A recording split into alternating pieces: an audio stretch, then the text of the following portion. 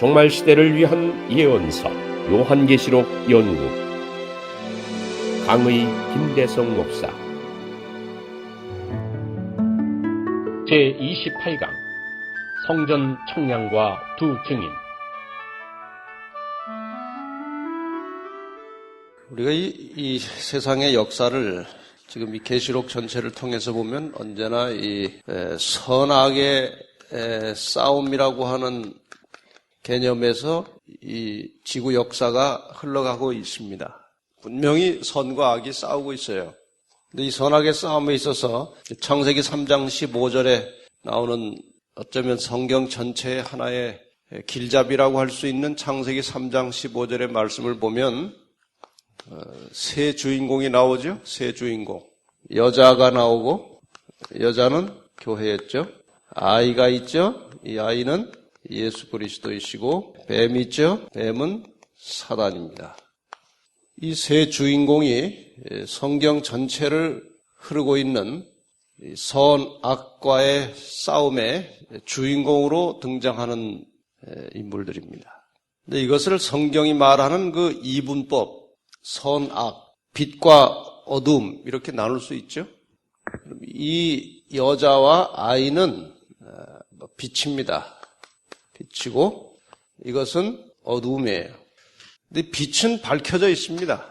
교회라든가 성도들 또 하나님의 말씀 다 밝히 드러나 있기 때문에 그야말로 높이 들려져 있기 때문에 누구든지 볼 수 있고 알 수 있고 확인할 수 있어요. 그런데 이 어두움은 가려져 있습니다. 그래서 웬만한 사람들은 이 어두움의 세계의 실상에 대하여 잘 모릅니다. 어두움 속을 가려면 무엇을 가지고 가야 합니까? 빛을 비춰서 가야 어두움을 뚫고 가지요. 어두움 속을 가려면 빛이 있어야 됩니다. 등불이 있어야 합니다. 그래서 우리가 신앙을 바르게 하려면 그냥 가만히 앉아서 되는 일이 아니고 이 말씀의 등불로 이 어두움의 세계를 자꾸 비춰봐야 돼요. 비춰봐야 어두움의 실체가 나오는 것입니다. 누가 지금 이 어두움의 세계를 끌고 가고 있으며 지금 현재 이 세상에서 이 어둠의 세계를 주도하는 그 주체 세력이 누구인지를 우리는 성경을 통해서 많이 확인할 수 있습니다. 이걸 자꾸 비춰봐야 돼요. 특별히 역사에 나타나는 이 어둠의 세력을 확인하는 길은 예언을 통해서 보는 수밖에 없습니다. 예언이라고 하는 등불을 비추지 않으면 이 사탄의 세계와 그 음모에 대해서 알 길이 없습니다. 왜냐하면 사단도 고린도후서 11장에 나오는 대로 의의 일꾼으로 광명한 천사로 비추어서 나타나기 때문에 성경의 그 예언이라고 하는 등불을 가지고 확인하지 않으면 이 어둠의 세력을 확인할 길이 없습니다. 우리가 이 사실을 알아야 돼요. 그래서 이 예언을 가지고 비춰보면 지금 현재 사탄의 세력으로 활동하고 있는 주체적인 세력이 무엇이다, 어느 나라다, 누구다 하는 것을 알 수가 있어요. 그 다음에 그들이 지금 사용하는 전략이 무엇인지를 확인할 수 있습니다. 이것을 모르고 예수를 믿으면 자기 나름대로는 예수를 믿는 것 같은데 엉뚱한 일을 하고 있을 수가 얼마든지 있습니다. 이것을 우리가 알아야 돼요. 우선 사단이 공격하는 외관상의 표적은 교회입니다. 교회는 하나님의 백성들입니다.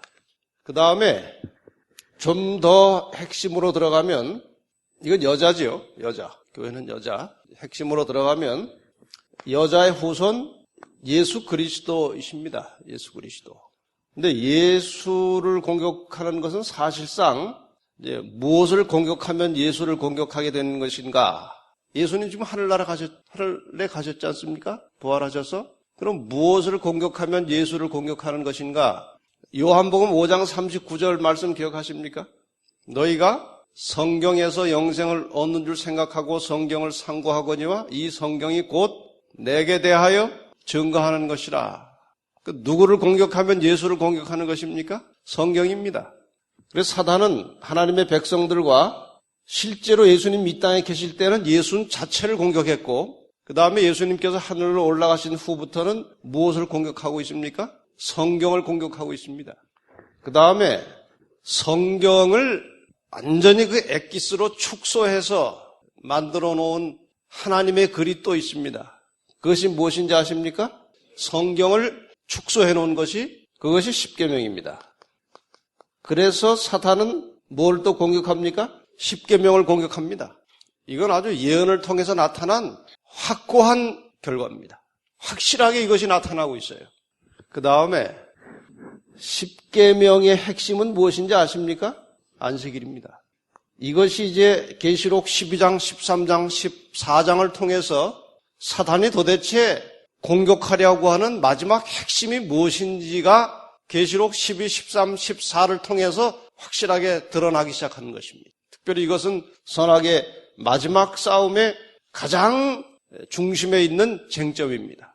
이미 우리는 지금까지 배운 계시록 10장까지 이제 11장, 12장으로 넘어가는데 그동안 주로 그 사탄이 어떻게 교회를 공격하는지에 대하여 우리가 역사를 통해서 확인했습니다. 그 다음에 지난번에 공부하셨던 그 계시록 10장과 오늘 공부하시게 될 11장을 보면 이제 무엇에 대한 언급이 나오는가 하면은 성경에 대한 언급이 나옵니다. 성경과 사단 사이에 어떤 일이 벌어지고 하나님께서는 성경을 어떻게 활용하시고 사단은 성경을 어떻게 공격하는지 이 성경에 관련된 싸움이 나와요. 그 다음에 이 싸움이 끝나고 일곱 나팔이 딱 이제 끝나는 순간에 12장 넘어가기 전에 성경을 한번 확인해 보세요. 뭐가 나오는지. 계시록 11장 마지막 절을 보세요. 뭐가 나오는지. 하늘이 열려서 성전이 열려서 뭐가 나옵니까? 언약궤가 나오죠. 그 언약궤는 게 무엇입니까? 언약궤 속에 들어있는 것이 십계명입니다. 그 보세요. 지금 일곱 교회, 일곱 나팔을 통해서 계속해서 이 사탄의 세력이 하나님의 교회를 어떻게 핍박해 왔는지 우리는 공부를 많이 했습니다. 그 다음에 이제 지난번 시간과 오늘 시간을 통해서 사단이 성경에 대하여 어떻게 역사하고 있는지를 공부를 했고 또 할 것입니다. 그 다음에 이제 오늘 문을 열게 될 계시록 12장으로 넘어가기 직전에 이제 뭐가 보입니까? 성전이 열리고 언약궤가 나타나고 그 언약궤 속에는 뭐가 들었어요? 십계명이 들었습니다. 사탄의 공격하는 대상이 서서히 핵심으로 들어가고 있어요. 십계명을 공격하는 것입니다. 십계명은 하나님께서 인간들에게 바라시고 원하시는 삶의 총체적인 모양을 요약해 놓은 것입니다. 이 십계명을 깨버리고 사람들의 생각 속에서 지워버리면 인간은 완전히 하나님을 떠나게 돼 있어요. 나름대로 하나님을 믿는다고 해도 하나님을 떠난 상태입니다. 그래서 이제 십계명이 이제 공격을 당합니다. 그 다음에 십계명을 건들고 또 공격하고 하다가 결국에 가서 마지막으로 공격하는 것이 안식일입니다. 이미 공격받아 왔지만 이제 그 본색이 완전히 드러나게 되어 있습니다. 이 안식일에 대하여 이제 계시록 13장, 14장에 가면은 짐승의 표와 하나님의 인이라고 하는 매우 중요한 단어로 이 문제를 가지고 싸웁니다. 계시록 13장에서는 짐승의 표를 받게 하고 계시록 14장에 가면 하나님의 인을 받게 하고 이건 굉장히 중요한 선악의 싸움의 마지막 장면이에요. 이러한 부분들이 이제 앞으로 공부하게 될 계시록 12장, 13장, 14장을 통해서 밝혀지게 될 것입니다.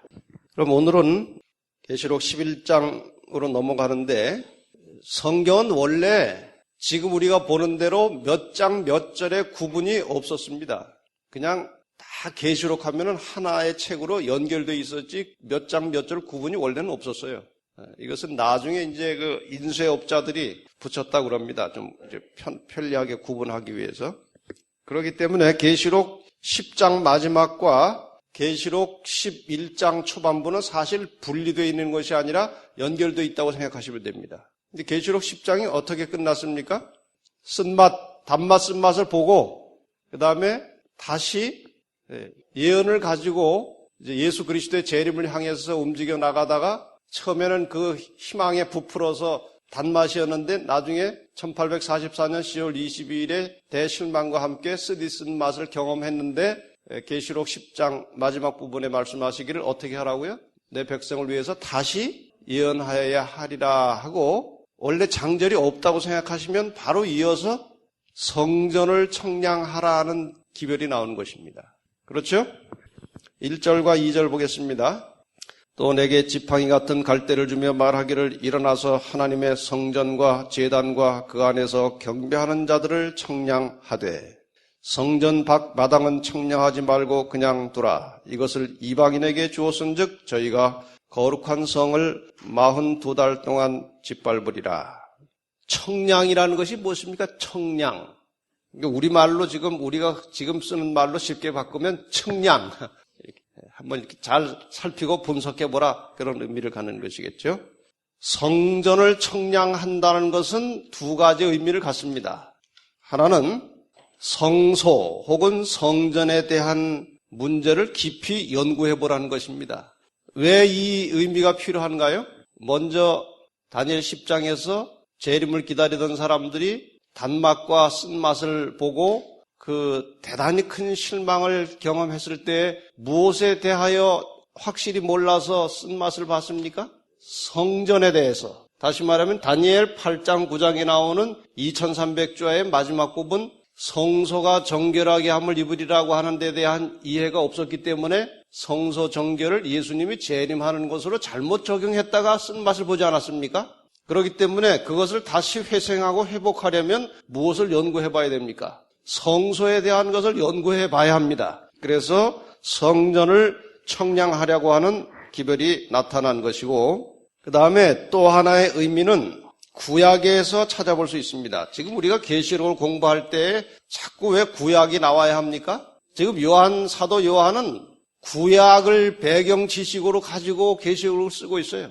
물론 하나님께 계시록을 받아서 보는 것을 기록하고 듣는 것을 기록하지만 그 언어나 이 말씀을 기록하는 요한의 배경은 구약입니다.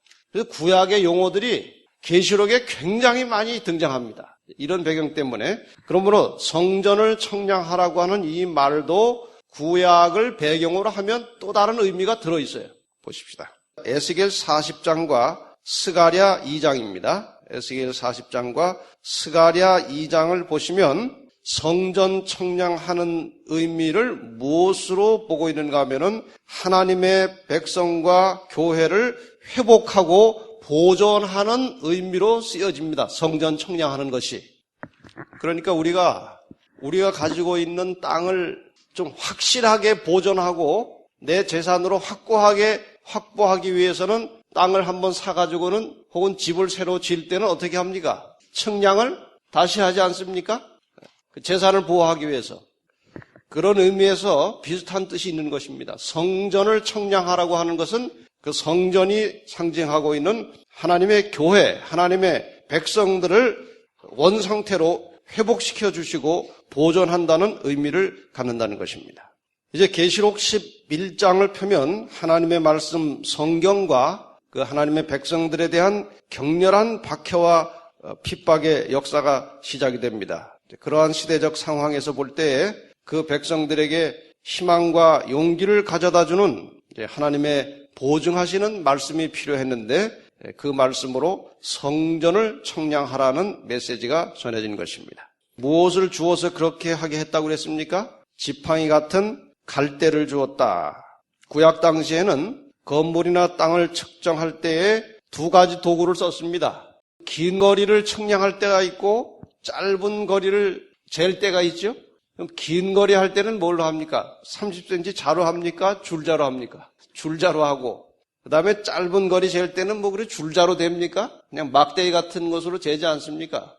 그래서 에스겔 40장 3절에 보면 3줄은 세 줄이 아니고 옛날에 그 3으로 만든 줄입니다. 3줄과 청량하는 장대라는 말이 나와요.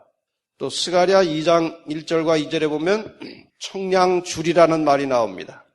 그리고 예루살렘을 청량한다는 말이 나옵니다. 그러니까 지팡이 같은 갈대라고 하는 것은 긴 자가 아니고 거리를 재는 짧은 자라는 뜻입니다.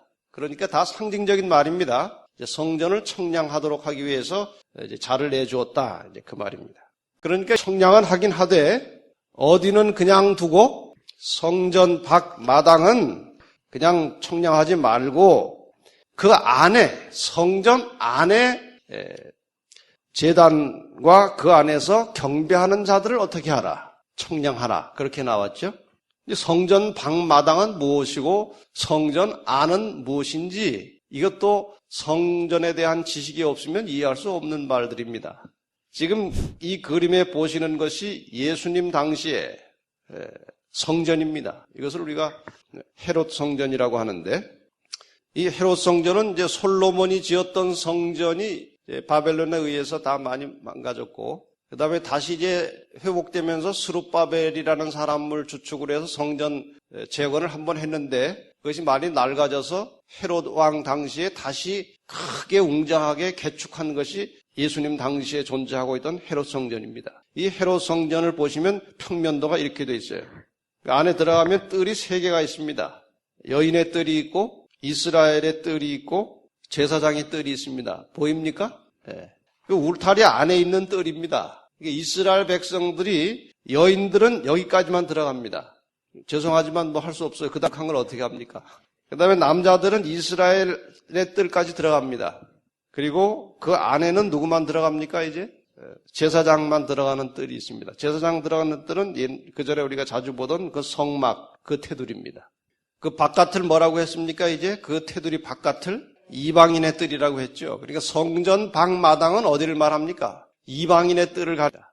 그러니까 이러한 배경을 모르면 성경 해석하기가 거의 불가능해요. 그렇지 않습니까? 그래서 안에만 청량하고 바깥은 그냥 두라. 자, 그러면은 이 이방인의 뜰은 그냥 두라는 것은 하나님께서 저들을 버려두셨다는 뜻입니다. 성전 방마당은 그냥 두라. 하나님께서 그들을 버려두셨다. 다시 말해서 여기 성전 방마당에 거주하는 사람들은 우리 상징으로 하면 하나님을 대적하는 모든 무리들을 말하는 것으로 볼 수 있겠죠? 하나님을 대적하는 사람들. 7인에서 그 6째, 7째인 사이에 7장에 인치는 사건 기억하십니까?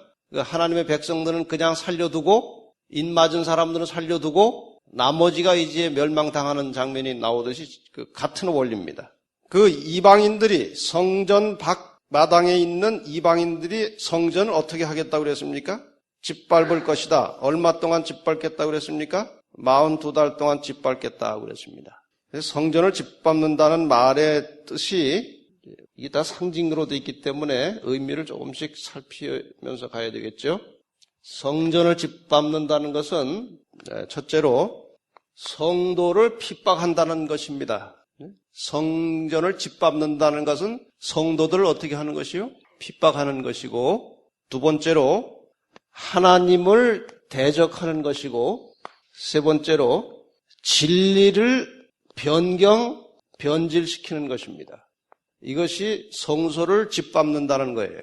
성소 안에 인간이 어떻게 구원받아서 어떻게 살다가 어떻게 구원받는지 그 원리와 도리가 성소 안에 다 들어있지 않습니까? 그럼 그것을 짓밟는다는 것은 그 인간이 구원받는 명백한 교리를 흐트러 놓겠다는 것입니다. 그 원리를 바꿔놔서 사람들이 헛갈리게 하든지 잘못 믿도록 하겠다는 것입니다.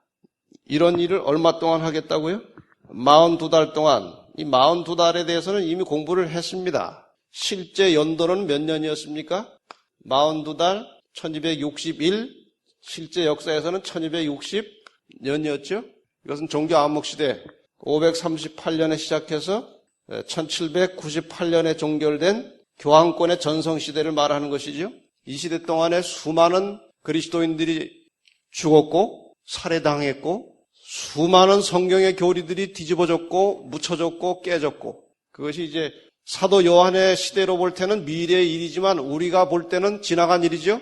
지나간 일입니다. 그래서 사도 요한은 자꾸 이 42달의 일을 그렇게 하리라 했고 우리가 볼 때는 지나간 것을 가지고 확인한 것입니다. 아, 바로 그 세력이었구나 하고 확인한 겁니다. 여기에 대하여 다니엘서가 이미 예언을 해놓은 바가 있죠. 다니엘서에 나오는 이 이방인들의 또 하나님을 대적하는 세력의 활동에 대하여 다니엘 8장 10절에 이렇게 기록되어 있는데 잠깐 확인하고 가겠습니다. 그것이 하늘 군대에 미칠 만큼 커져서 그 군대 별중의 몇을 땅에 떨어뜨리고 그것을 짓밟고 또 스스로 높아져서 군대 주제는 하나님이시죠. 대적하며 그에게 매일 드리는 제사를 제하여 버렸고 그의 성소를 헐었으며 범죄함을 인하여 백성과 매일 드리는 제사가 그것에게 붙인 바 되었고 그것이 또 진리를 땅에 던지며 자의로 행하여 형통하였더라. 이것은 교황권을 묘사하기 아주 적절한 성경절입니다. 성소를 헐었다. 매일 드리는 제사가 그것에게 붙인 바 되었다. 이게 상당히 어려운 말인데 쉽게 말하면 이 성소에 나타난 인간 구원의 원리가 종교 암묵시대를 통해서 완전히 흐트러져 가지고 사람들에게 이제 헛갈림이 왔어요. 그래서 고행을 통해서 혹은 고해 성사를 통해서 혹은 성경에 있지도 않은 그 연옥을 만들어 놓고 정말 이 구원이 뭔지 도무지 종잡을 수 없게 만들어 놨습니다. 그 다음에 예수 그리스도를 통해서 이미 모든 제사는 끝났습니다. 그런데 여전히 미사라고 하는 또 다른 제사를 만들어가지고 제사를 계속 드리고 있는 것입니다. 그래서 이 많은 교회 교리들이 하나님 말씀해 놓은 대로 있질 않고 자꾸 사람이 편리하게 바꿔요. 어쨌든 그래서 이 42달 1260년 이 기간 동안에 성소가 완전히 짓밟힘을 당한 것입니다. 이해가 가십니까? 그런 면에서? 자, 그럼 11장 3절로 6절에 있는 말씀을 다시 보고 설명을 하겠습니다. 이제 청량하라. 성전방 마당은 그냥 두고 이제 그 안에 내부를 청량하라. 42달 동안 이방인들이 성소를 짓밟겠다. 그 다음에 3절부터 내가 나의 두 증인에게 권세를 주리니 저희가 무엇을 입고 굵은 베옷을 입고 1260일을 예언하리라. 여기 또 1260일이 나오죠. 무엇을 입고 베옷 입고. 그러니까 이 기간이 사단 악의 세력 측에서 볼 때는 성소를 뭐 하는 기간입니까? 짓밟는 기간이고 하나님의 교회 입장에서 볼 때는 무엇을 입을 수밖에 없는 기간입니까? 베옷을 입을 수밖에 없는 기간입니다. 아주 슬프고 괴로운 기간이에요. 그래서 두 증인이 베옷을 입고 1260일 예언하리라. 이는 이 땅에 주 앞에 섰는 두 감람나무와 두 촛대니. 그러니까 두 증인을 다시 무엇에 비유한 것인가 하면은 두 감람나무와 두 촛대에 비유한 것입니다. 다 둘이 나오죠. 만일 누구든지 저희를 해하고자 한즉 저희는 뭔가요? 두 증인입니다. 만일 저희를 해하고자 한즉 저희 입에서 불이 나서 그 원수를 소멸할지니 누구든지 해하려 하면 반드시 이와 같이 죽임을 당하리라. 저희는 또 역시 두 증인이죠. 지금 두 증인에 대한 기록입니다. 계속 저희가 권세를 가지고 하늘을 닫아 그 예언하는 날 동안 비 오지 못하게 하고 또 권세를 가지고 물을 변하여 피 되게 하고 아무 때든지 원하는 대로 여러 가지 재앙으로 땅을 치리로다. 주로 두 증인에 관련된 이야기들입니다. 그렇죠? 자, 그럼 이 두 증인이란 무엇인가? 예수를 믿는 신앙인들은 어떤 의미에서 예수 그리스도를 증거하는 증인들입니다. 맞습니까? 지금 여러분이나 저나 우리 주변에 예수를 믿지 않는 사람들이 우리를 바라보면서 누구에 대하여 평가합니까? 예수에 대하여. 이 사람이 훌륭한 사람이고 정말 남달리 희생정신, 봉사정신, 사랑의 정신이 투철하면 예수를 바르게 증거하는 것이고 교회는 나가면서도 세상 사람보다 더 악하고 희한하고 성격도 희한하고 참 외상값도 잘 안 갚고 그냥 남 해코지만 하고 그러면은 예수를 잘못 증거하는 것입니다. 좋게나 나쁘게나 우리 모두는 예수 그리스도를 증거하고 있는 증인들입니다. 이 증인들은 무엇을 통해서 예수에 대하여 깨닫게 되었습니까? 하나님의 말씀을 통해서 예수를 깨닫게 되었고 믿음을 갖게 되었습니다. 좀 전에 말씀드린 대로 이것이 곧 누구에 대하여 증거하는 것이라고 했습니까? 이 말씀이 나에 대하여 예수님께서 말씀하시기를 이것이 곧 나에 대하여 증거하는 것이라고 말씀하셨습니다. 하나님의 말씀 성경은 시대를 초월하여 예수 그리스도를 증거하고 있습니다. 하나님을 증거하고 있습니다. 성령께서는 바로 이 말씀을 통해서 인간의 심령 속에 역사하심으로 그리스도를 증거하고 계십니다. 그래서 바로 이 증거를 소멸하기 위해서 그 나쁜 사람들은 고소를 받으면 증거를 소멸하기 위해서 애를 씁니다. 왜? 증거를 소멸해버리면 고소해서 이길 수가 없어요. 그래서 사탄은 이 역사를 통해서 무엇을 소멸하려고 애써왔습니까? 증거, 성경을 소멸하기 위해서 애써왔습니다. 여러분 이 사실을 알아야 됩니다. 여기 보세요. 교회를 공격하고 성경을 공격하고 십계명을 공격하는 것이 사단의 기본 전략입니다. 그래서 공격해왔습니다. 그러므로 두 증인은 뭘까요? 구약과 신약 하나님의 말씀이에요. 이렇게 이제 두 증인이 뭔지 확인을 했으면 그 다음 문제 풀어가기가 쉽겠습니다. 구약 시대에 아직 신약 성경이 완성되지도 않은 상태였지만 구약은 예언적 안목으로 구약과 신약 성경에 대해서 두 감람나무라고 하는 상징적인 표현을 쓰고 있습니다. 스가랴 4장 3절과 11절로 14절을 보시면 스가랴 두 감람나무라고 하는 표현이 나옵니다. 두 감람나무. 그리고 스가랴 4장 12절에는 감람나무와 연결되어 있는 두 금관에 대하여 나옵니다. 여러분이 이 내용을 좀 더 세밀하게 알고 싶으면은 개별적으로 스가랴 4장을 한번 읽어보시기 바랍니다. 여기서 스가랴 4장 또 주석하기 시작하면 끝이 안 납니다. 잘. 그러니까 여러분 읽어보시고 두 감람나무가 있고 두 뭐가 있다고요? 금관이 있다. 우리가 흔히 금관 하면은 금면류관을 생각하시죠? 근데 여기 금관은 면류관이 아니고 수도관 할 때 이 관자입니다. 관, 금으로 된 관이에요. 관. 이렇게 뭐 중간에 물이 흘러가게 하는 관. 아시죠? 파이프. 이 두 금관은 무엇인가? 우리가 성서 때 이것을 뭐 상세하게 하지는 않았습니다만 이걸 배경으로 볼 때에 성소에 들어가면은 뭐가 있었습니까? 촛대가 있었죠? 그런데 그냥 여기서 불이 올라옵니까? 이 속에 뭐가 있어야 올라옵니까? 기름이 있어야 되지 않습니까? 그럼 여기도 물론 관이 있겠죠. 이렇게 통로가 있겠지만 여기에 기름을 대주는 관이 또 있었다고 그래요. 여기다 기름을 공급해주는 관이 있었다는 것입니다. 여기 지금 두 금관이라고 하는 것은 바로 그것을 개념으로 설명하고 있어요. 이제 스가랴서가 아니면 이 배경을 우리가 알 수가 없습니다. 스가랴서에 보면은 이제 이 금관에 대한 설명이 그렇게 나옵니다. 그래서 이 두 증인, 사람들에게 하늘에 대하여 가르치고 하나님에 대하여 예수님에 대하여 성령에 대하여 증거하고 있는 이 구약과 신약 성경을 이 어두부의 세력이 끊임없이 어떻게 하려고 합니까? 해치고 말살하고 지워버리고 바꾸려고 끊임없이 노력하고 있는데 지금 이 말씀에 의하면 자꾸 성경을 그렇게 괴롭히고 없애려고 하면 도리어 무엇을 받을 것이다? 너희가 해를 받을 것이다. 그 입에서 불이 나서 그 원수를 어떻게 할 것이다? 소멸할 것이다. 두 증인을 해하려고 하면 반드시 죽임을 당할 것이다.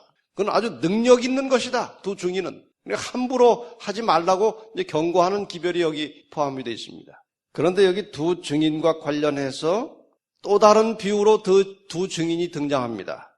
그건 우리가 이제 성경 말씀을 보고 이제 유추해서 이제 해석할 수밖에 없는 것인데 예수님께서 그 마태복음 17장에 보면은 변형산에 올라가셨습니다. 흔히 우리가 변화산이라고 하죠. 변화산.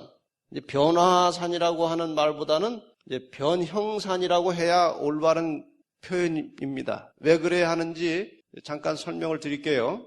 예수님께서 세 제자를 데리고 어디로 올라가셨습니까? 어떤 산에 올라가셨어요. 근데 이 산에 올라가서 세 제자가 뭘 봤습니까? 예수님께서 보통 다니실 때 그 인간의 초라한 모습이 아닌 완전히 임금으로 왕으로 변화된 그 바뀌어진 모습을 본 거예요. 그런데 그 예수님을 중심으로 양쪽에 누가 또 있는 것을 봤습니까? 제자들이 모세와 엘리야가 있는 것을 봤습니다. 엘리야는 죽음을 맛보지 않고 살아서 불술의 불병거를 타고 어디로 갔습니까? 하늘로 갔습니다. 모세는 비스가산에서 죽었습니다. 가나안에 들어가기 직전에. 근데 유다서에 보면은 이 모세가 모세를 부활시켜서 하늘로 데리고 가신 그것을 암시하는 성경절이 나옵니다. 모세는 죽었지만 부활시켜서 하늘로 데리고 가셨습니다. 유다서에 보면 이제 그 성경절 유다서 1장 9절에 나옵니다. 어쨌든 지금 예수님 옆에 내려와 있던 이 두 사람은 하늘에 살고 있었는데 이때 내려왔어요. 엘리야는 살아서 구원받을 사람들을 대표하는 것이고 모세는 죽었지만 부활해서 구원받을 사람들을 대표하고 있는 것입니다. 그러므로 이 두 사람이 모두 구원의 증인입니다. 살아서 구원받을 수도 있고 죽었지만 부활해서 구원받을 수 있다고 하는 그것을 증거하는 증인들입니다. 이때 이 사람들이 정말 광채가 났습니다. 변화라고 하는 것은 바뀌어진 상태를 그대로 유지시켜 줄 때 변화입니다. 변형은 일시로 다르게 보이지만 어느 정도 시간이 지나면 원상태로 돌아가는 것을 변형이라고 합니다.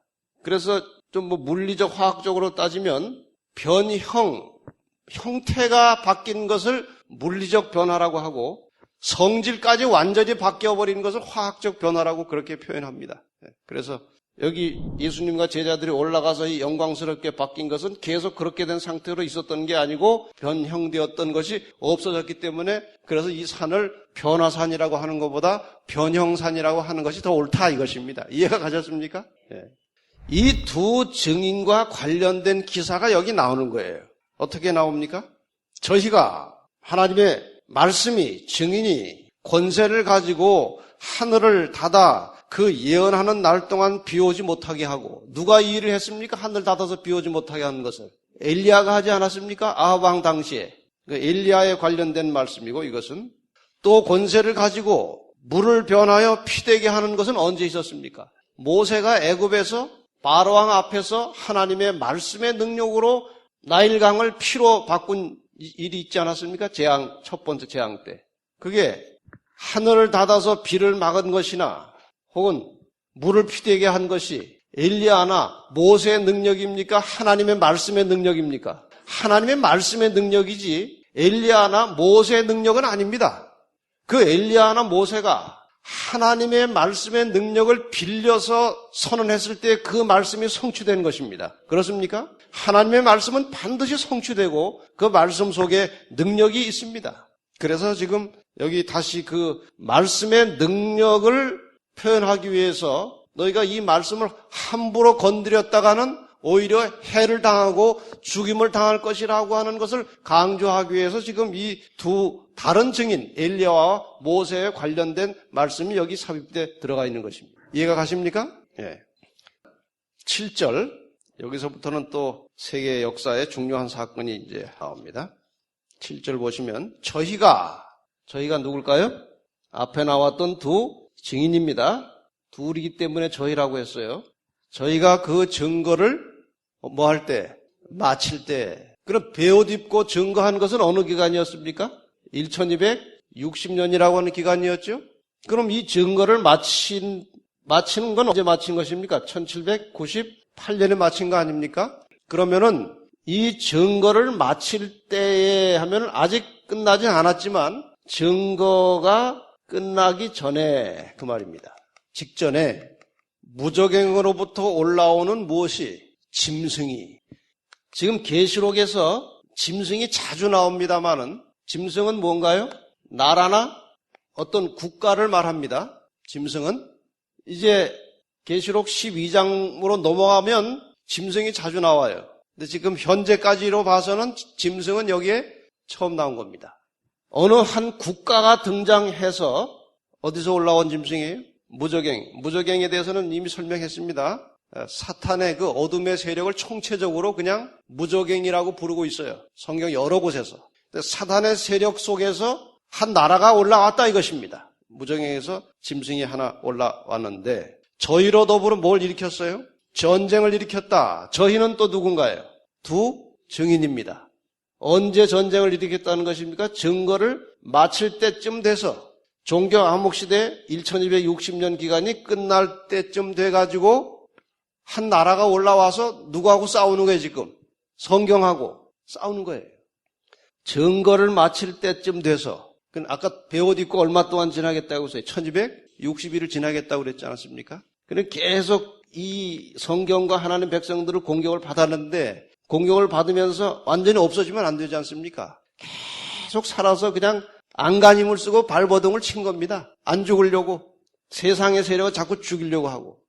그런데 이 기간이 끝나갈 무렵에 정말 힘 빠져 있는 상태 아닙니까? 싸우느라고. 그런데 이것을 완전히 없애버리려고 어느 한 나라가 등장해가지고 이 성경을 다시 공격하는 겁니다. 이 지친 두 증인을 또 공격하려고 하는 거예요. 사단이 이 성경을 이 땅에서 완전히 쓸어버리려고 하는 것입니다.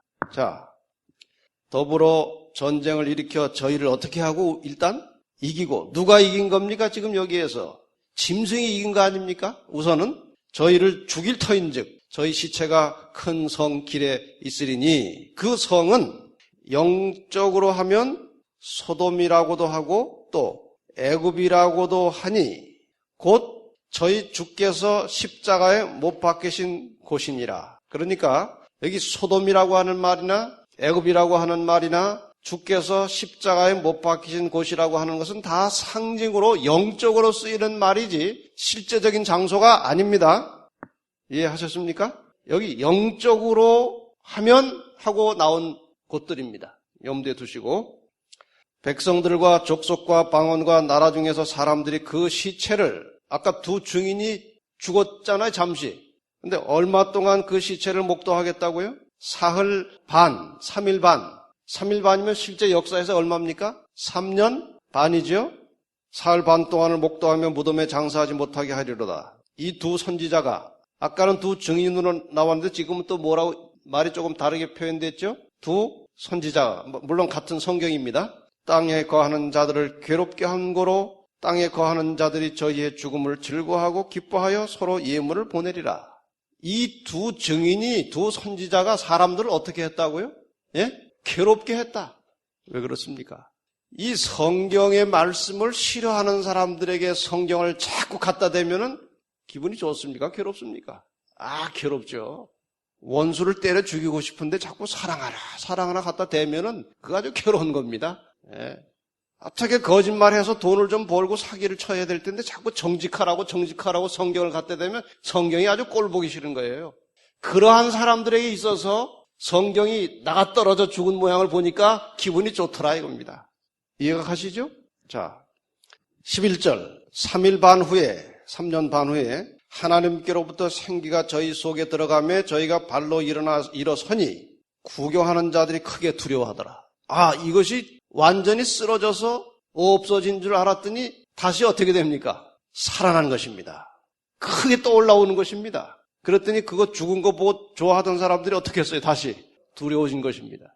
예언은 정확하게 풀면 아주 순리적으로 나가게 돼 있어요. 이거 억지로 풀면은 이런 감이 들어오질 않습니다. 그 다음에 하늘로부터 큰 음성이 있어 이리로 올라오라 함을 저희가 듣고 구름을 타고 하늘로 올라가니 저희 원수들도 구경하더라. 그 시에 그런 와중에 큰 지진이 나서 성 10분의 1이 무너지고 지진에 죽은 사람이 7천이라. 그 남은 자들이 두려워하여 영광을 하늘의 하나님께 돌리더라. 둘째 화는 지나갔으나 보라 셋째 화가 속히 이르는도다. 이렇게 해서 이제 계시록 11장이 여기서 일단 끝납니다. 둘째 화는 아까 그 일곱 나팔을 우리가 배웠죠? 일곱 나팔 배웠죠? 그래서 첫째 나팔, 둘째 나팔, 셋째 나팔, 넷째 나팔이 있었고 넷째 나팔 끝나면서 아직도 화가 몇 개 있다고요? 화가 있으리로다. 그래서 첫 번째 화는 다섯째 나팔이었고 두 번째 화는 여섯째 나팔이었고 세 번째 화는 일곱째 나팔이죠. 그래서 지금 여섯째 나팔은 여기서 일단 끝났고 여섯째 나팔과 일곱째 나팔 사이에 계시록 10장과 11장이 들어있었잖아요. 그래서 지금 우리 공부 다 해가고 있죠. 그 다음에 이제 셋째 화는 우리가 미리 공부했습니다. 첫째, 둘째, 셋째, 넷째, 다섯째, 여섯째 요 사이에 10장, 11장이 들었잖아요. 그 다음에 일곱째 그랬죠.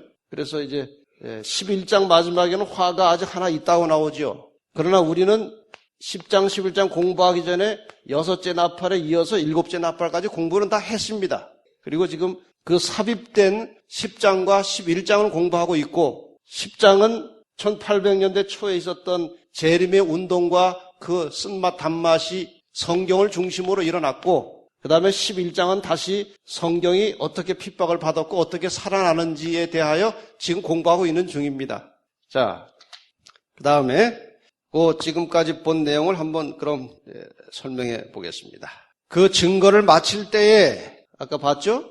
증거는 언제 마쳤습니까? 1798년에 마칠 것인데 마치기 전에 한 짐승이 올라왔다 이것입니다. 무적행에서 한 나라가 올라왔습니다. 그러면은 시대적으로 볼 때 이건 역사적으로 확실하게 나타나 있는 것이니까 길게 설명할 필요도 없이 1798년 직전에 올라와서 성경과 대결하고 싸우고 성경을 태워버리고 교회 문을 닫아버리고 한 나라가 그 당시 한 나라에 그 나라가 어느 나라냐면 프랑스입니다. 프랑스가 이 일을 한 거예요. 그러므로 이 당시에 무적행에서 올라온 짐승 그 국가는 프랑스입니다. 그럼 이것이 어떻게 프랑스에서 일어났는지 이제 역사 공부를 조금 하려고 하는 것입니다.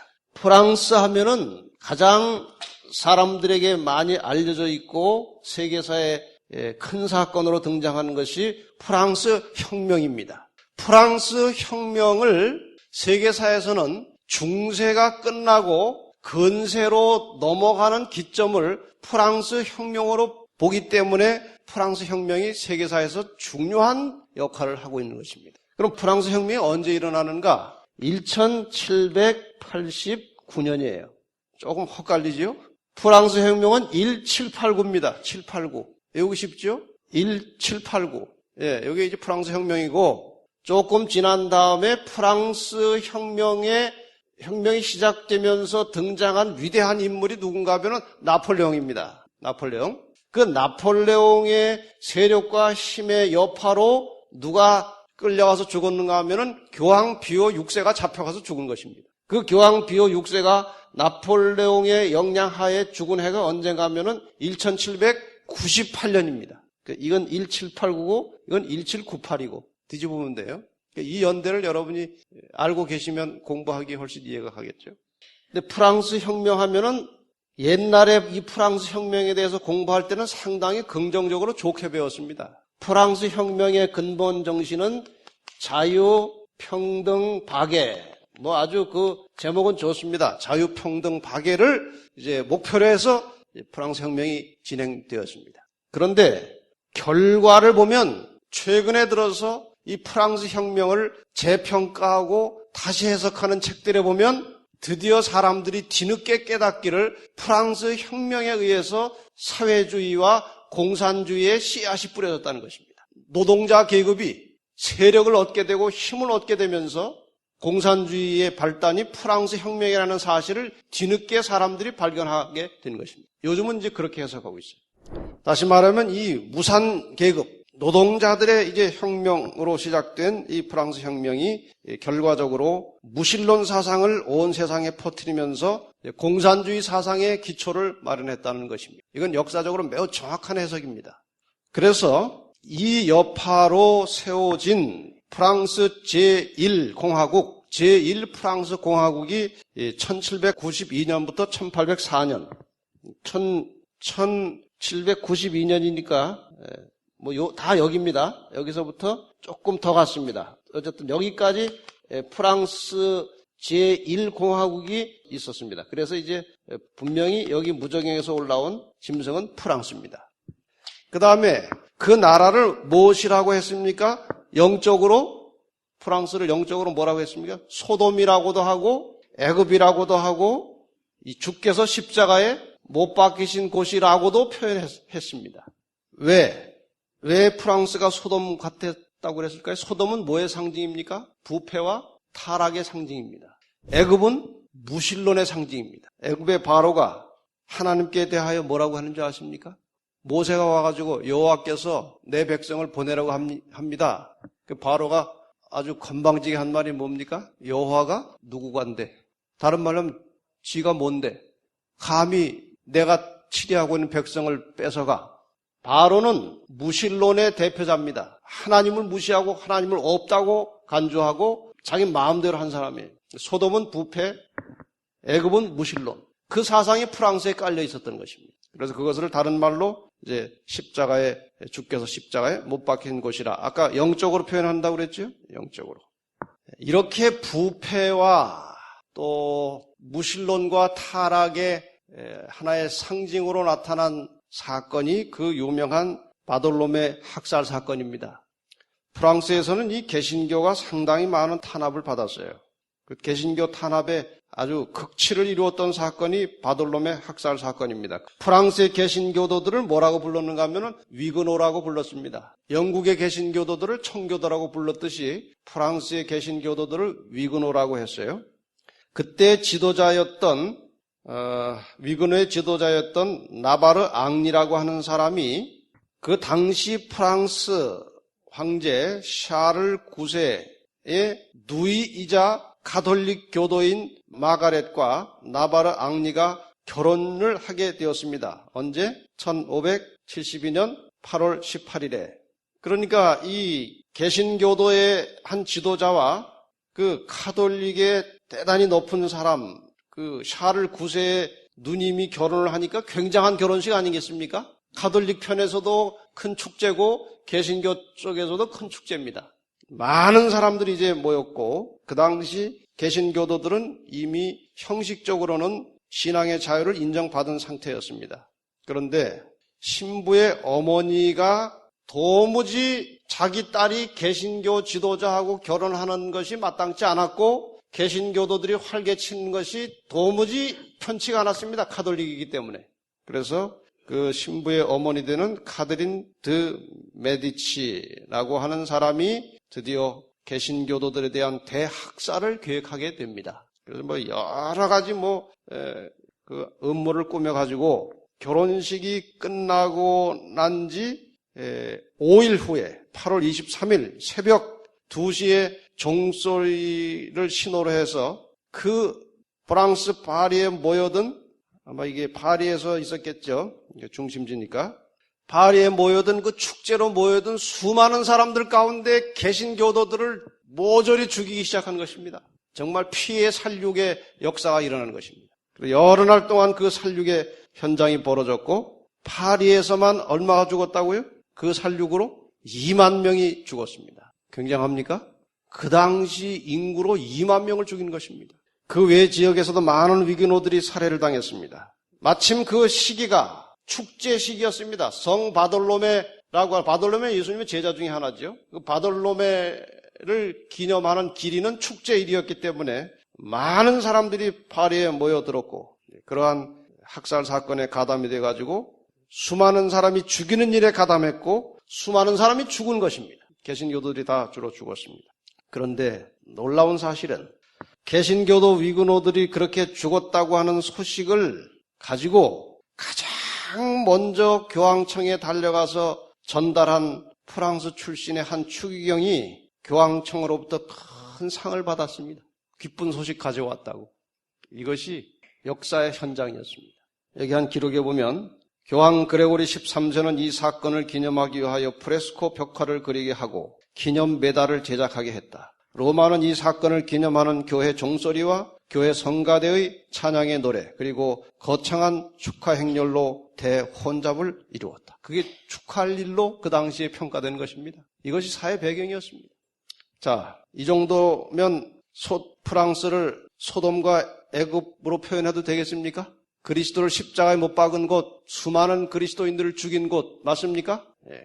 이 당시 이제 이 증거를 마칠 당시입니다. 이제 프랑스의 상황에 대해서 잠시 조금만 더 살펴보고 종교를 짓겠습니다. 지금 유럽의 나라들이 종교개혁의 분위기로 서서히 바뀌어가고 있었습니다. 그런데 다른 나라에서는 종교개혁이 꽤 활발하게 일어나면서도 유독 종교개혁의 세력이 도무지 확산되지 못하고 침체되어 있던 나라가 하나 있었는데 그것이 프랑스입니다. 종교개혁이 일어났다고 하는 것은 무엇이 활발하게 연구된다는 것입니까? 성경이 활발하게 연구되고 살피고 있다는 것입니다. 그런데 프랑스에서도 종교개혁자들이 안 일어나는 건 아니에요. 갈뱅이나 레포브르 같은 개혁자들이 있었지만 그 당시 왕 프랜시스라고 하는 왕과 그 어머니가 아주 철저한 카톨릭이었기 때문에 그 세력을 자라나지 못하도록 막고 있었습니다. 이 성경 말씀으로 돌아가는 종교개혁을 거부한 프랑스는 부패와 타락이 이제 극도에 달하기 시작한 것입니다. 여러분, 사람이 하나님의 말씀을 떠나서 악을 저지르기 시작하면 나중에 그 악이 극도에 달합니다. 상상할 수 없는 죄가 저질러지기 시작합니다. 그래서 프랑스에서는 왕과 성직자가 결합을 했고 허구하게 많은 날들을 종교 행사로 소비했고 지난번에 제가 잠깐 소개했죠. 1년 중에 150일이 성일, 기념일 그런 것으로 하니까 나라가 말이 아니고 꼴이 아닙니다. 경제는 아주 파탄 직전이고 성직자들은 귀족 계급이 돼가지고 사치와 향락을 누리고 있었습니다. 그러니 백성들은 돈도 별로 벌지 못하는데 그 성직자와 귀족들과 왕족들의 그 사치와 향락을 뒷받침하려면 세금을 내야 되는 거예요. 수입의 절반 이상이 세금으로 바쳐졌습니다. 정신적으로 육체적으로 말할 수 없는 고통과 번민 속에서 살아가고 있던 프랑스 사람들의 그 당시 평균 수명이 34세 5세였습니다. 그렇게 비참했어요. 드디어 1789년 7월 11일 시민들에게 상당히 인기가 많았던 재무장관 네케르라고 하는 사람이 해임됐다는 소식이 전해졌을 때에 국민들이 이제 드디어 동요하기 시작했습니다. 그나마 하나 백성들 편에서 저 사람은 우리 편이다, 일 잘한다 하는 사람마저 해임을 시키니까 드디어 그 무산층, 농민들 계급이 이제 폭발한 것입니다. 그래서 14일 가난한 시민들이 주축이 돼가지고 정치범이 수용되어 있던 바스티유 감옥을 습격해서 완전히 다 부셔버렸습니다. 억울하게 감옥에 갇혀있던 사람들 다 불러내버렸습니다. 이 소식이 순식간에 프랑스 여러 지방으로 퍼져나가면서 그동안 억압에 눌려있던 분노한 농민들의 반란이 도처에서 일어나기 시작했고 이것이 바로 그 유명한 프랑스 혁명의 시작입니다. 왕족과 귀족들과 성직자들에 대한 분노가 극도에 달했습니다. 이 당시에 성직자는 보이는 대로 잡히는 대로 갖다 죽여버렸습니다. 귀족들 잡히는 대로 갖다 죽였습니다. 루이 10세라고 하는 그 당시 황제는 처갓집, 오스트리아에 처갓집이 있었는데 처갓집으로 도망가다가 도중에 잡혀가지고 끌려와서 단두대에 목을 쳐 죽였어요.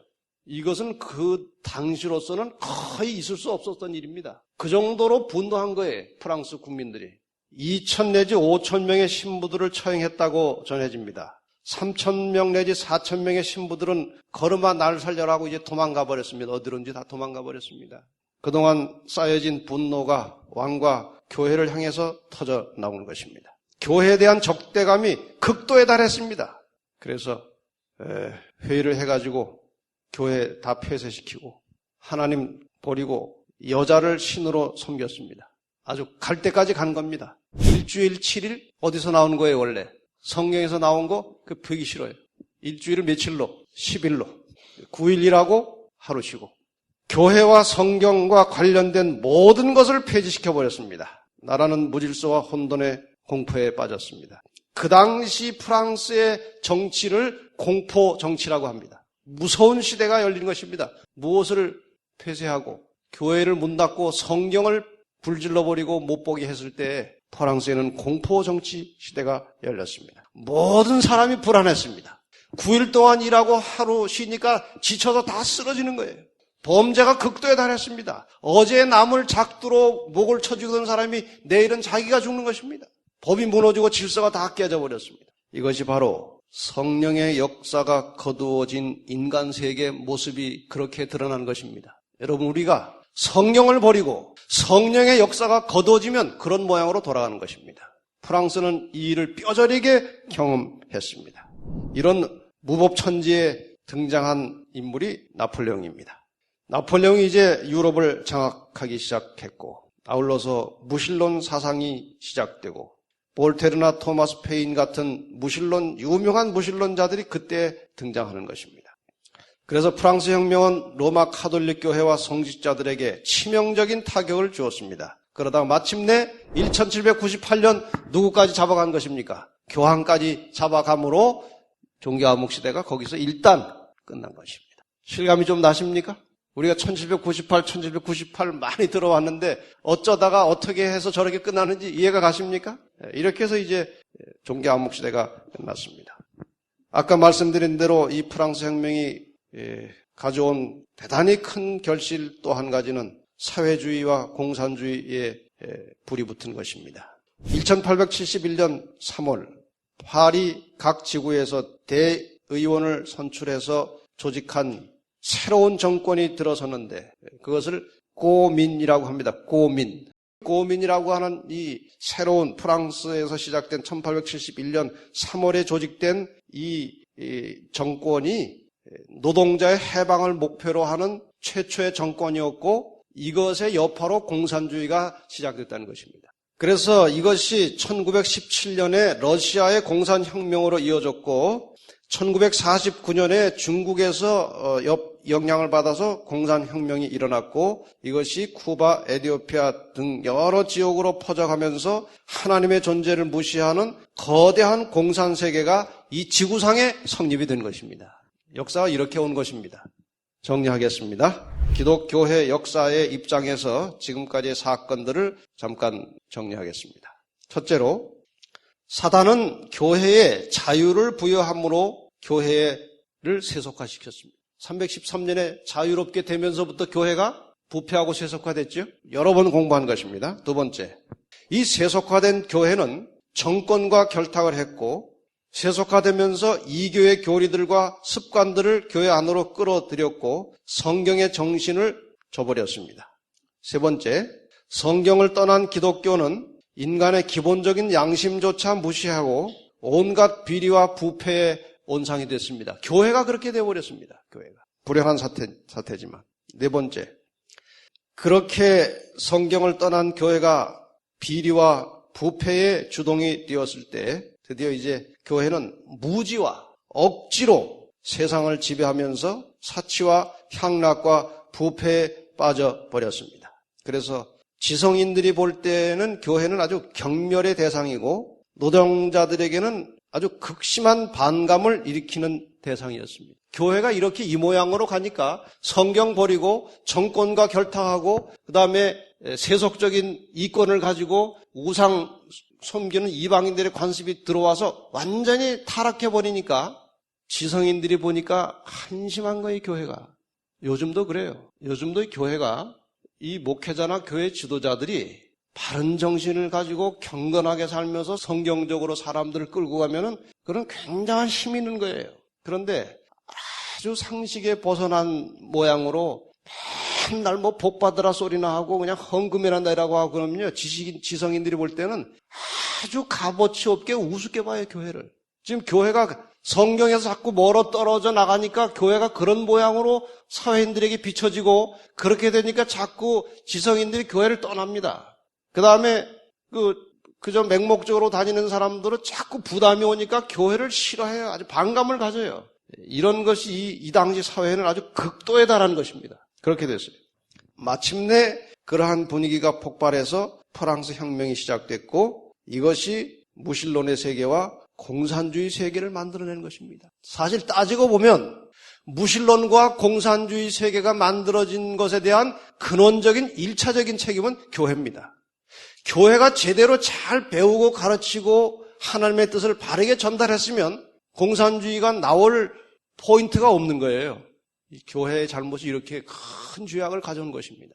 그래서 성경이 사중으로 순환을 받았다는 것이 정리가 됐어요. 여기 공부를 하면서. 성경의 사중순환이라는 말은 어디 다른 책에는 안 나오는 말입니다. 그냥 제가 가만히 들여다보고 있으니까 성경의 순환이 사중으로 겹친 거예요. 첫째, 배도하고 타락한 로마 교회가 성경을 무시한 것입니다. 두 번째, 성경을 들고 백성을 학대하는 교회에 대한 프랑스 시민들의 분노, 그리고 프랑스 혁명 정부가 성경을 아주 말살해버린 것입니다. 여기서 다 이제 없애버리려고 한 것입니다. 세 번째, 프랑스 혁명의 영향을 받아서 만들어진 공산주의가 성경을 완전히 배척해버린 것입니다. 네 번째, 성경 제1주의로 시작된 개신교회마저 성경의 원칙을 따라서 바르게 서지 않고 변질되고 변형된 교리로 백성들을 지도하면서 세속화되어 가고 있습니다. 그래서 성경은 로마 교회로부터 시작해서 지금 시대적으로 보면 4번에 걸쳐서 연속적으로 성경이 박대를 당하고 순환을 당하고 박해를 당하고 있습니다. 이러한 때 이렇게 성경을 진지하게 연구하고 말씀을 살피는 우리 소수지만 여기 모이신 여러분들에게 하나님의 정말 진정한 은혜와 하늘의 축복이 함께 하시길 바랍니다. 이렇게 해서 그 시체가 얼마 동안 널려 있겠다고 했습니까? 사흘 반 동안 널려 있겠다고 했죠. 사흘 반, 3년 반입니다. 역사적으로. 프랑스 의회가 정식으로 성경과 종교 행사를 금지하는 법을 만들어서 결의해서 발표한 것이 1793년 11월 26일입니다. 공식적으로 성경을 보지 못하도록 발표했습니다. 그 후에 프랑스 국회가 그 발표를 한 후로 최악의 무질서와 혼란과 공포로 얼룩진 그야말로 공포 정치가 만들어졌습니다. 도무지 나라가 견딜 수가 없었어요. 그렇게 한 뒤로 3년 반을 버티다가 결국 원상태로 돌아왔습니다. 1797년 7월 17일 먼저 내렸던 종교 행사 성경 금지령을 철회했습니다. 계산하면 약 3년 반입니다. 프랑스가 왜 성경을 말살하려고 했는지 들으셨죠? 잘못된 신앙은 차라리 신앙 없는 것보다 더 무섭습니다. 이 사실을 아셔야 돼요. 이것은 역사적 교훈이기도 하지만 오늘 우리도 마찬가지입니다. 차라리 교회를 안 다녔으면 선량하고 좋았을 뻔한 사람이 예수를 믿고 잘못 믿어가지고 집안 망하고 사람 망치는 일이 허다합니다. 왜 그런 줄 아십니까? 성경대로 바르게 신앙을 갖지 않으면 이상하게 사람이 독선적이 되고 아주 비루하게 유치하게 돼버려요. 이 말씀을 잘 기억하시기 바랍니다. 신앙을 성경대로 잘하면 고상한 사람이 되고 신앙을 하되 성경을 떠나서 잘못된 신앙을 하면 유치한 사람이 되는 것입니다. 맞습니까? 여러분 여기다가 뭐 종종 드리는 말씀이지만 이 걸고 예수 천당 불신지옥 십자가 들고 그거 어떻게 고상해 보입니까? 그거 얼마나 유치합니까? 사람들이 교회 나가기 싫어하는 이유 중 1, 2번 속에 그게 들어가요. 그게. 이 잘못된 신앙은 하나님 믿는 사람들의 길을 막고 있는 것입니다. 그러나 원래 신앙과 성경은 그런 게 아닙니다. 정말 성경의 말씀을 바르게 깨닫고 이해하고 하나님 말씀대로 순종하고 살면 사람이 아주 관대하고 신사적이고 남을 위해서 희생할 줄 알고 아주 고상한 사람으로 바뀌게 되는 것이 성경의 원리입니다. 우리가 그러한 신앙을 갖게 되기를 바랍니다. 그래서 성경을 들고 백성을 학대하니 백성이 성경 좋아할 리가 있습니까? 없어요. 그러다가 이제 이 사건으로 그냥 호되게 한바탕 이제 성경이 무너지고 이제 교회 문 닫고 하니까 사람들이 좋아한 겁니다. 두 선지자가 땅에 거하는 자들을 괴롭게 한 고로 땅에 거하는 자들이 저희의 죽음을 즐거워하고 기뻐하여 서로 예물을 보내리라. 이해가 가십니까? 이제 왜 그랬는지? 1859년인가요? 다윈이 종의 기원을 발표했습니다. 이 여파예요, 이 여파. 창조론은 어디서 가르치는 겁니까? 성경이 가르치는 거예요. 1859년에 발표된 이 다윈의 종의 기원은 창조 아니다 이거예요. 무엇이다? 진화다 이거예요. 사람들이 창조를 좋아할까요? 진화를 좋아할까요? 이 당시 사람들이. 따져볼 것도 없어요. 성경하고 반대되니까 살필 필요도 없고 연구하고 검토할 필요도 없이 창조론보다는 뭘 좋아하는 거예요? 진화론을 좋아하는 거예요. 이 배경 때문에 진화론이 빛을 본 것입니다. 진화론이 요즘에 발표됐다면 어디 과학 잡지 귀퉁이에 나지도 못할 이론입니다. 아무런 증거가 없어요. 진화론은. 과학은 증거가 있어야 하는 것입니다. 진화론이 종의 기원 책은 전부 다 가설이에요. 무엇일 것이다, 무엇일지도 모른다. 전부 다 가설임에도 불구하고 이렇게 온 세상이 즐겨받은 것은 이 종교 암흑시대를 벗어난 이후에 시간적 타이밍에 맞은 것입니다. 진화론은 지금 과학자들의 눈으로 볼 때는 믿을 수 없는 거예요. 창조론을 믿기 싫으니까 할 수 없이 붙들고 있는 것이지. 자, 이렇게 해서 이제 프랑스 혁명의 시대가 지나고 19세기 초에 접어들면서 성경이 다시 어떻게 됐습니까? 살아나는 것입니다. 인쇄술이 발달되고 제지업이 발달되고 1804년에 영국 성서공회가 발족되면서 성경이 대량으로 만들어지고 성경의 능력이 그 힘이 이 세상을 다시 지배하기 시작한 것이 재림운동으로 나타난 것입니다. 그래서 사람들이 그 죽었던 것 같은 것이 다시 살아나는데 굉장하거든요. 현재 성경은 2355개의 언어로 번역됐고 1년에 수억 권씩 세계에 퍼져나갑니다. 이런 책이 세상에 있습니까? 어떤 책이 2355개의 언어로 번역이 되겠습니까? 어떤 책이 1년에 수억 권씩 팔립니까? 그런 책 없습니다. 오직 유일하게 성경책만이 그렇게 퍼져나가고 있는 것입니다. 그 장면에 대해서 11절을 보십시다. 하나님께로부터 생기가 저희 속에 들어가매 저희 발로 일어서니 구경하는 자들이 크게 두려워하더라. 하늘로부터 큰 음성이 있어 이리로 올라오라 함을 저희가 듣고 구름을 타고 하늘로 올라가니 저희 원수들도 구경하더라. 이것은 성경이 높임을 받고 큰 영광으로 드러나고 성경의 말씀의 권세가 온 땅에 영향을 미치는 장면을 상징적으로 묘사하는 것입니다. 맞습니까? 이렇게 해서 이제 다시 살아났습니다. 반면에 성경을 학대했던 프랑스는 엄청난 피해를 보았습니다. 그 시에 큰 지진이 나서 성 10분의 1이 무너지고 지진에 죽은 사람이 7천이라. 그 남은 자들이 두려워하여 영광을 하늘의 하나님께 돌리더라. 아주 비참한 땅바닥까지 내려가는 정치, 사회적 상황을 경험하고 프랑스는 다시 성경을 인정하면서 되살아났습니다. 여기 7천이라고 하는 말은 우리가 보통 이제 상징적으로 이 프랑스의 그 혁명을 전후로 해서 죽은 희생당한 사람들을 가리키는데 어떤 그 기록에 보면 어디서 근거한 건지 모르겠습니다만 그 당시 죽은 성직자들이 딱 7천 명이었다. 그렇게 해석하는 사람도 있어요. 근데 대략 7천 명인 것, 대략 그 선입니다. 아까 뭐 3천에서 5천은 뭐 살해당하고 몇 천은 도망가고 그걸 보면은 아마 그 수가 대략 맞는 것 같은데 꼭 그 정확한 숫자에 저희가 얽매일 필요는 없습니다.